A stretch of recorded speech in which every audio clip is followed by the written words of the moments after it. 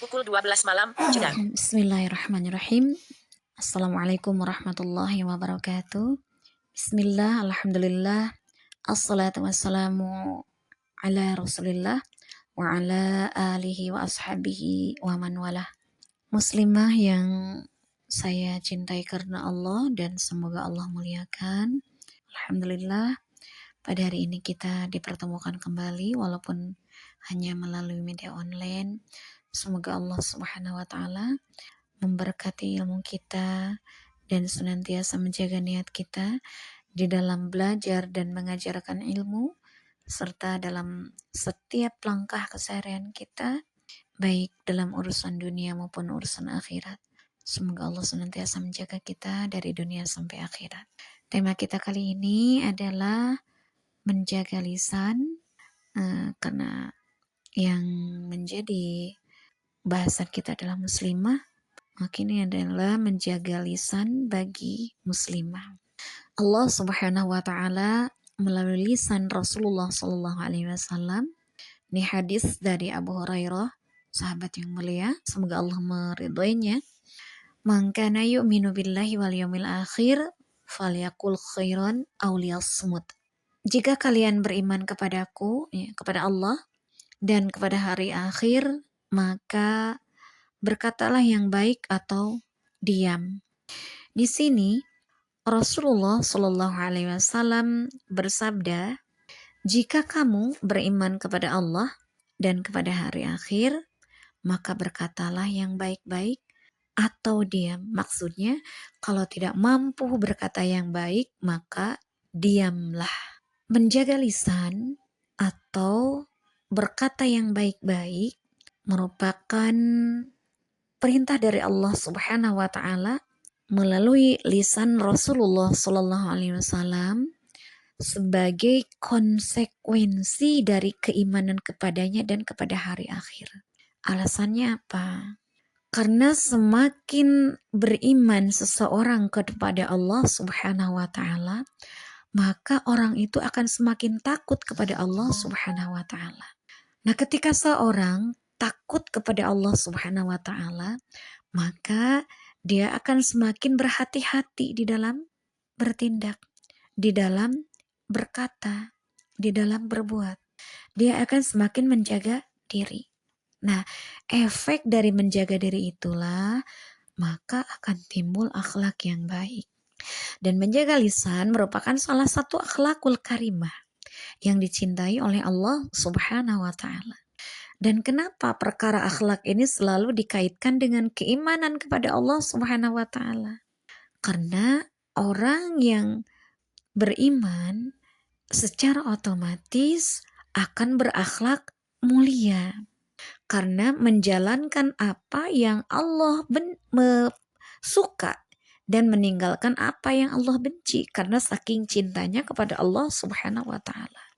Manusia merupakan makhluk sosial yang mesti berinteraksi antara satu dengan lainnya. Makanya di sini Allah Subhanahu wa taala menyiapkan perangkat hukum, ya, menyiapkan tata cara untuk pergaulan tersebut, ya. Interaksi, ya, harus dengan perkataan yang baik. Nah, tetapi memang tidak semua manusia mempunyai kemampuan untuk interaksi yang baik, ya. Ada yang pendiam, ada yang introvert, ada juga yang memang kurang humble. Nah, ketika seseorang merasa dirinya tuh tidak mampu berkomunikasi dengan baik, ketika berkata dikhawatirkan akan menyinggung perasaan orang lain, maka lebih baik seperlunya. Ini perangkat yang Allah sediakan untuk kita di dalam berinteraksi di antara sesama manusia. Sehingga di dalam tata pergaulan keseharian kita menghindari untuk menyakiti orang. Karena dengan perkataan-perkataan yang kotor, perkataan-perkataan yang kasar, perkataan yang merendahkan orang lain, perkataan yang mengejek orang lain itu akan menyakiti orang. Dan ini dilarang oleh Allah. Sampai disandingkan dengan tuntutan jika kalian beriman kepada Allah dan beriman kepada hari akhir. Kenapa di sini digandengkan antara beriman kepada Allah dan kepada hari akhir dengan perintah untuk menjaga lisan? Karena di hari akhir nanti apa yang kita lakukan itu akan dimintai pertanggungjawaban. Ketika di dunia kita menanamkan lisan yang baik, maka akan mendapatkan balasan yang baik pula. Dan ketika di dunia kita sering berkata yang buruk-buruk, maka akan mendapatkan balasan juga. Karena apa yang kita lakukan, seluruh anggota tubuh kita akan diminta pertanggungjawabannya. Karena kelak kita itu bukan hanya mati, sudah menjadi dalam tanah, tidak. Setelah mati, kita akan dibangkitkan kembali, amal kita akan ditimbang, catatan amal kita akan ditimbang, pun kita sendiri akan ditimbang. Artinya kita dimintai pertanggungjawaban. Makanya di sini perintah berakhlakul karimah, perintah menjaga lisan khusus di sini adalah disandingkan dengan keimanan kepada Allah dan kepada hari akhir. Implementasi dari menjaga lisan itu tadi sudah saya bahas, bahwasanya kita tidak boleh berkata kotor. Tidak boleh menyakiti orang lain, menghina orang lain, mengejek, bahkan ketika bercanda pun kita harus menjaga ya, jangan sampai candaan kita itu menyakiti hati orang lain. Ya. Kemudian kita juga tidak boleh ghibah ya. Karena dalam ghibah ini biasanya terjadi percakapan-percakapan yang mencari-cari kejelekan orang lain atau yang menjelekan orang lain. Ini diancam oleh Allah. Perbuatan ghibah ini diancam oleh Allah sampai kata Allah itu, apakah kalian suka memakan bangkai daging saudara kalian sendiri yang sudah busuk? Bukankah kalian jijik?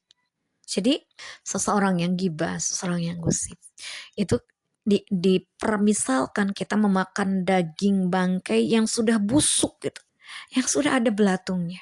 Na'udzubillah min dzalik. Semoga kita terhindar dari perbuatan-perbuatan seperti itu. Semoga kita menjadi orang-orang yang pandai menjaga lisan, sehingga tidak ada saudara kita yang merasa kehormatannya direndahkan, sehingga tidak ada saudara kita yang merasa kehormatannya terhinakan, dan semoga kita selamat di dunia sampai akhirat nanti dari lisan-lisan yang tidak baik.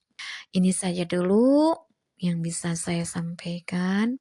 Semoga bermanfaat bagi diri saya sendiri dan bagi keluarga saya serta bagi muslimah sekalian yang mendengarkan rekaman ini. Semoga Allah Subhanahu wa taala memberikan taufik dan hidayahnya kepada kita sehingga kita menjadi orang-orang yang baik. Assalamualaikum warahmatullahi wabarakatuh. Batalkan. Selesai.